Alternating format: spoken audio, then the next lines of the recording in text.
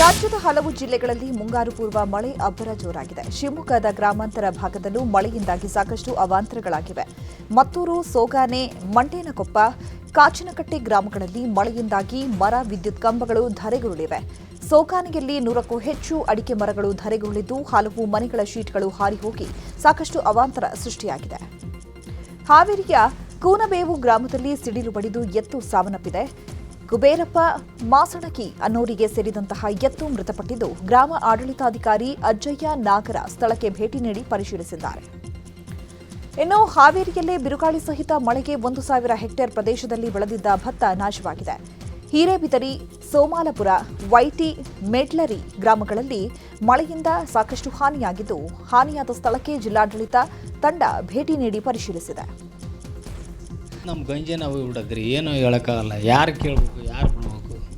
ಈ ವರ್ಷ ನಾವು 40 ಸಾವಿರ ರೂಪಾಯಿ ಬರ್ತೈತೆ ರೀ ಖರ್ಚು. ಒಂದು ಎಕರೆಗೆ ಒಳ್ಳೆ ಮಾಡಿ ಅದನ್ನು ಹಚ್ಚಿ ಅದನ್ನೆಲ್ಲ ಮಾಡತ್ತೀವಿ. ಈ ನಮೂನೆ ಹಾಳಾಗೈತೆ ಅಂದ್ರೆ ನಾವು ಯಾರಿಗೆ ಹೇಳೋಣ ಸರ್?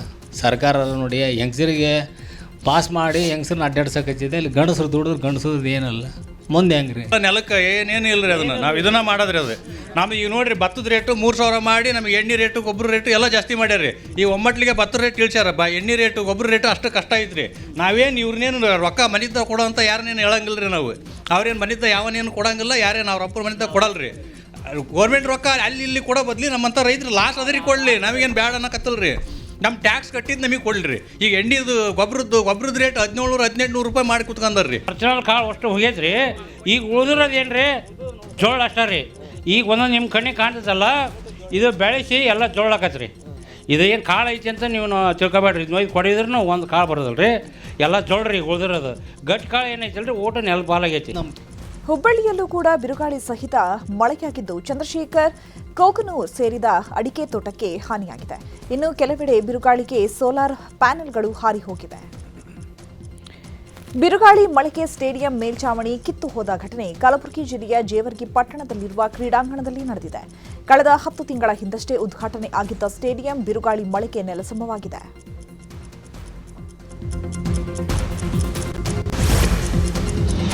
ರಾಜ್ಯದ ಹಲವು ಜಿಲ್ಲೆಗಳಲ್ಲಿ ಮುಂಗಾರು ಪೂರ್ವ ಮಳೆ ಆರ್ಭಟಿಸ್ತಾ ಇದೆ. ಹಾವೇರಿಯ ಸವಣೂರು ಭಾಗದಲ್ಲಿ ಭಾರೀ ಮಳೆಯಾಗಿದ್ದು, ಬಿರುಗಾಳಿ ಸಹಿತ ಮಳೆಗೆ ವೀಳ್ಯದೆಲೆ ಬೆಳೆ ಸಂಪೂರ್ಣ ಹಾನಿಯಾಗಿದೆ. ಸಲೀಂ ಅನ್ನೋರು ರೈತರಲ್ಲಿ ಜಮೀನಲ್ಲಿದ್ದ ವೀಳ್ಯದೆಲೆ ಮಳೆಗೆ ನಾಶವಾಗಿದ್ದು, ಕೈಗೆ ಬಂದ ತುತ್ತು ಬಾಯಿಗೆ ಬರದಂತಾಗಿದ್ದು, ಬೆಳೆ ಕಳೆದುಕೊಂಡ ರೈತ ಕಂಗಾಲಾಗಿದ್ದಾರೆ. ಹಾವೇರಿಯಲ್ಲೂ ಕೂಡ ಧಾರಾಕಾರ ಮಳೆಯಾಗಿದ್ದು, ಬಿರುಗಾಳಿ ಸಹಿತ ಮಳೆಗೆ ಭತ್ತದ ಬೆಳೆ ಸಂಪೂರ್ಣ ನೆಲಸಮಗೊಂಡಿದೆ. ರಾಣೆಬೆನ್ನೂರು ತಾಲೂಕಿನ ಹಿರೇಬಿದರಿ, ಸೋಮಲಾಪುರ, ವೈಟಿ, ಮೆಡ್ಲೇರಿ ಗ್ರಾಮಗಳಲ್ಲಿ ಮಳೆಯಿಂದಾಗಿ ಸಾಕಷ್ಟು ಹಾನಿಯಾಗಿದೆ. 1,000 ಹೆಕ್ಟೇರ್ ಪ್ರದೇಶದಲ್ಲಿ ಬೆಳೆದಿದ್ದ ಭತ್ತ ಸಂಪೂರ್ಣ ನೀರ್ಪಾಲಾಗಿದೆ. ಇನ್ನು ಗದಗ ಜಿಲ್ಲೆಯಲ್ಲೂ ಕೂಡ ಬೇಸಿಗೆ ಮಳೆ ಅಬ್ಬರಿಸಿದೆ. ಗಾಳಿ ಸಹಿತ ಭಾರೀ ಮಳೆಗೆ ಶೆಡ್ನ ಮೇಲ್ಛಾವಣಿ ಹಾರಿ ಹೋಗಿದ್ದು, ಶೆಡ್ನಲ್ಲಿ ವಾಸವಾಗಿದ್ದ ವೃದ್ಧ ದಂಪತಿ ಅಪಾಯದಿಂದ ಪಾರಾಗಿದ್ದಾರೆ. ಮುಂಡರಗಿ ರಸ್ತೆಯಲ್ಲಿರುವ ಲೇಔಟ್ನಲ್ಲಿ ಘಟನೆ ನಡೆದಿದೆ. ಮನೆ ಮೇಲ್ಛಾವಣಿ ಹಾರಿ ಹೋದ ಹಿನ್ನೆಲೆ ಕಳಕಪ್ಪ ಹಾಗೂ ಫಕೀರಮ್ಮ ದಂಪತಿ ಪರದಾಡಿದ್ದಾರೆ. ಲೇಔಟ್ ಸ್ವಚ್ಛತೆಗೆ ಅಂತ ಶೆಡ್ನಲ್ಲಿ 6 ವರ್ಷಗಳಿಂದ ಈ ವೃದ್ಧ ದಂಪತಿ ವಾಸವಾಗಿದ್ರು. ಆದರೆ ನಿನ್ನೆ ಸುರಿದ ಭಾರೀ ಮಳೆಗೆ ಶೆಡ್ ಶೀಟ್ ಹಾರಿ ಹೋಗಿದ್ದು, ಶೆಡ್ನಲ್ಲಿದ್ದ ದವಸ ಧಾನ್ಯ ಹಾಳಾಗಿದೆ.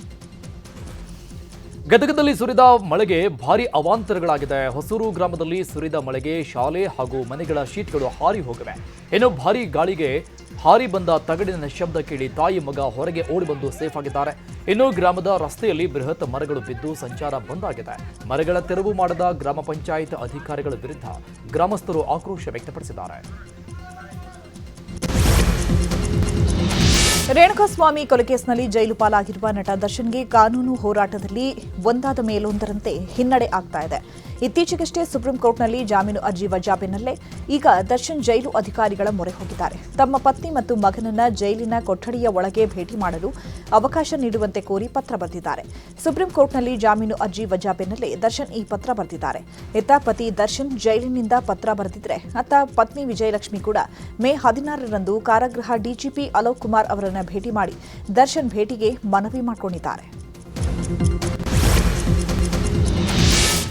ಬೆಳಗಾವಿಯಲ್ಲಿ 4,500 ಕೋಟಿ ಅಕ್ರಮ ಪ್ರಕರಣದ ತನಿಖೆ ಚುರುಕುಗೊಂಡಿದೆ. ಶಿವಂ ಅಸೋಸಿಯೇಷನ್ ಮಾಲೀಕ ಶಿವಾನಂದ್ ನೀಲಣ್ಣವರ್ ಸಿಐಡಿ ತನಿಖೆ ಮಾಡುತ್ತಿದೆ. ಹೆಚ್ಚಿನ ವಿಚಾರಣೆಗೆ ಶಿವಾನಂದನ್ನ 10 ದಿನ ಕಸ್ಟಡಿಗೆ ಪಡೆಯಲಾಗಿದೆ. ಬೆಳಗಾವಿ ಕೋರ್ಟ್ಗೆ ಹಾಜರುಪಡಿಸಿ 10 ದಿನ ಕಸ್ಟಡಿಗೆ ಪಡೆದಿದ್ದು ಬೆಂಗಳೂರಿಗೆ ಕರೆತಂದು ವಿಚಾರಣೆ ನಡೆಸಲಾಗುತ್ತೆ. ಸಾವಿರಾರು ಕೋಟಿ ಹಣ ಎಲ್ಲಿ ಹೂಡಿಕೆ ಆಗಿದೆ ಅನ್ನೋದರ ಮಾಹಿತಿ ಕಲೆ ಹಾಕಲಿದೆ.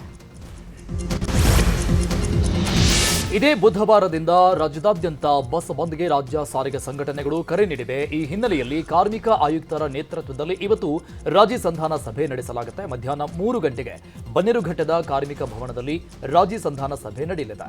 ರಾಜ್ಯ ಸಾರಿಗೆ ಸಂಘಟನೆಗಳ ಜಂಟಿ ಕ್ರಿಯಾ ಸಮಿತಿ ಹಾಗೂ ಆಡಳಿತ ವರ್ಗದ ನಡುವೆ ಜಂಟಿ ಸಭೆ ನಡೆಯಲಿದೆ. ಸಂಧಾನ ಸಭೆಗೆ ಹಾಜರಿರಲು 4 ನಿಗಮದ ಎಂಡಿ ಹಾಗೂ ಎಲ್ಲ ಸಾರಿಗೆ ಸಂಘಟನೆಗಳಿಗೆ ಕಾರ್ಮಿಕ ಇಲಾಖೆ ಕರೆ ಕೊಟ್ಟಿದೆ. ಸಾರಿಗೆ ನೌಕರರ ಮುಷ್ಕರ ವಿಚಾರಕ್ಕೆ ಗೃಹ ಸಚಿವ ಪರಮೇಶ್ವರ್ ಪ್ರತಿಕ್ರಿಯಿಸಿದ್ದಾರೆ. ಸಾರಿಗೆ ನೌಕರರು ಅವರ ಸಮಸ್ಯೆ ಇಟ್ಕೊಂಡು ಮುಷ್ಕರವನ್ನ ಕರೆದಿದ್ದಾರೆ. ಸಿಎಂ ಸಹ ಅವರ ಜೊತೆ ಚರ್ಚೆ ಮಾಡಿದ್ದಾರೆ. ಕಪ್ಪು ಬಾವುಟ ಪ್ರದರ್ಶನ ಮಾಡ್ತೀವಿ ಎಂದಿದ್ರು, ಅದನ್ನ ಕೈ ಬಿಡಿ ಎಂದಿದ್ದೇವೆ. ಸರ್ಕಾರ ಅವರ ಜೊತೆ ಮಾತಾಡುತ್ತೆ ಅಂತ ಹೇಳಿದ್ದಾರೆ. ದಿವಸ ನಾನು ಕೂಡ ಅವ್ರ ಜೊತೆ ಮಾತಾಡಿದೆ.